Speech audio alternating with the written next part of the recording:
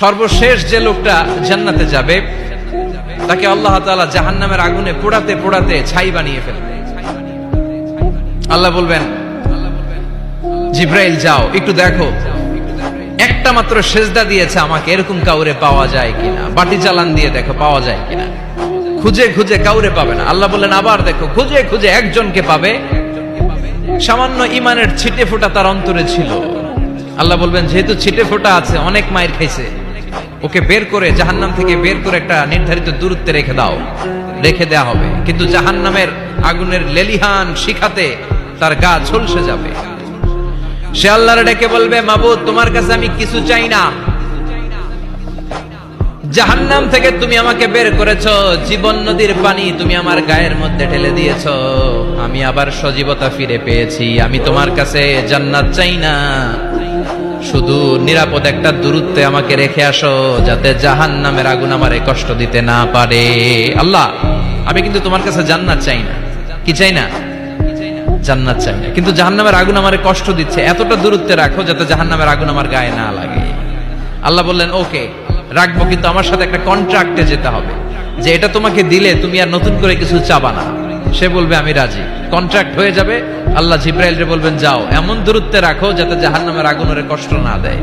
রেখে আসা হবে, অনেক দিন সে ওখানে আনন্দে থাকবে, আল্লাহ শুকরিয়া করবে। সে মনে মনে বলবে, বেঁচে গিয়েছি, আমি বেঁচে গিয়েছি, জীবনে আর কিছু চাই না, জাহান্নাম থেকে আমি বেঁচে গিয়েছি। অনেকদিন থাকার পরে মনে মনে ভাববে, বাইসা তো গেছি, কিন্তু নতুন করে একটু ট্রাই করে দেখি, জাহান্নামের সৌন্দর্যের দৃশ্য একটু চোখ দিয়ে অবলোকন করা যায় কিনা। সে আল্লাহর ডেকে বলবে, আল্লাহ ইনদি সুআল, আমার একটা ফরিয়াদ আছে। কি ফরিয়াদ? আল্লাহ আগেই বলে রাখি, আমি কিন্তু জান্নাতে যেতে চাই না। আল্লাহ বলবেন, কি চাও? সে বলবে, আল্লাহ তোমার জান্নাতটা তুমি কত সুন্দর করে বানিয়েছো, আমি একটা নজর শুধু দেখতে চাই। জান্নাতের দরজার সামনে নিয়ে যদি আমারে বসিয়ে রাখো, দ্যাটস ইনাফ, আর কিছু চাই না, শুধু জান্নাতের দরজার সামনে। আল্লাহ বললেন, তুই না ওয়াদা করেছিস, তুই না চুক্তি করেছিস। সে বলবে, আল্লাহ আমারে হতভাগা বানাইয়া তোমার কি লাভ? সুবহানাল্লাহ পড়েন। আমারে তুমি হতভাগা বানিও না। আল্লাহ বলে, ঠিক আছে, আবার সিগনেচার কর যে জান্নাতের দরজার সামনে বসিয়ে দিলে আর কিছু চাবি না। সে সিগনেচার করে বলে, আমি চাবো না। আল্লাহ বললেন, জিব্রাইল বেচারারে ধরে জান্নাতের গেটের সামনে বসায় দে। এবার জান্নাতের গেটের সামনে বসে বসে জান্নাতের সৌন্দর্য দেখা শুরু করবে। সুবহানাল্লাহ। এমন সৌন্দর্য যেটা চোখ দিয়ে কেউ দেখে নাই, কান দিয়ে শোনে নাই। ওই সৌন্দর্য চোখে দেখে, কান দিয়ে আওয়াজ শুনে, মাগার ভোগ করতে পারে না। অন্তরে জ্বালা আছে না নাই? এয়ার কন্ডিশনের রুমে ঢুকতে না পারলেও, এয়ার কন্ডিশনের রুমের দরজার বাইরে দাঁড়ালো, এয়ার কন্ডিশনের রুমের একটা ঠান্ডা বাতাস গায়ে লাগে না?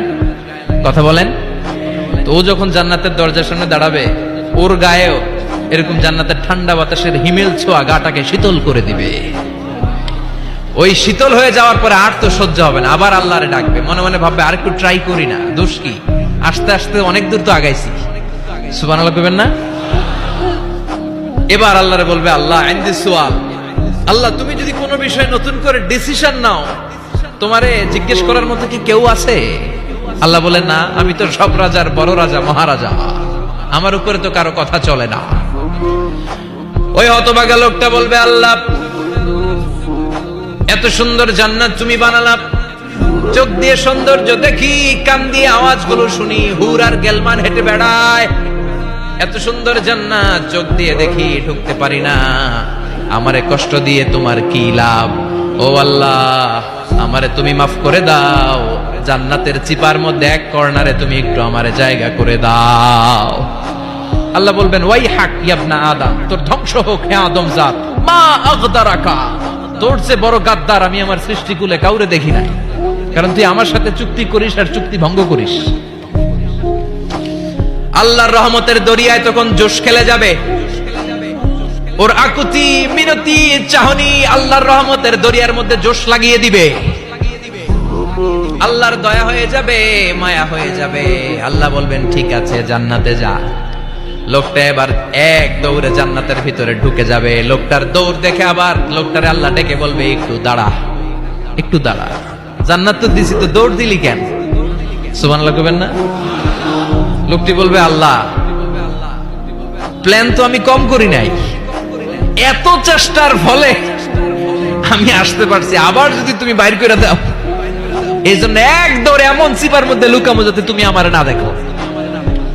আবার আল্লাহর রহমতের দরিয়ায় জোশ খেলে যাবে, আল্লাহ কাছে ডাকবে, কাছে আয়, ও গোলাম তোর কি মনে চায় আমারে বল, আজকে তুই চাইতে থাক, আমি দিতে দিতে তোর মনের সব আশা পূরণ করে দেব।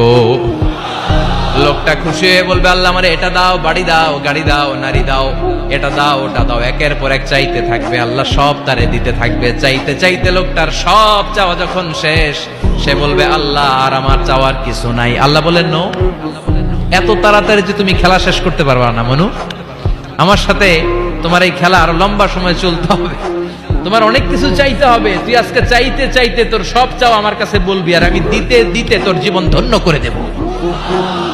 সে আবার চাইতে শুরু করবে, আল্লাহ এটা দাও, ওটা দাও, ওটা দাও, আল্লাহ দিতে দিতে সব দিবে। এরপরে বলবে, আল্লাহ মাফও চাই, দোয়াও চাই, আর চাওয়ার কিছু নাই। আল্লাহ বলবেন, তাই ঠিক আছে, তোরে আমি জান্নাতে ঢুকাই দিলাম, তবে মনে রাখিস তোর জান্নাতটা হবে সবচেয়ে ছোট জান্নাত, আর তোর জান্নাতটা হবে এই পৃথিবীর 10 গুণ। চিল্লা এখন সুবহানাল্লাহ।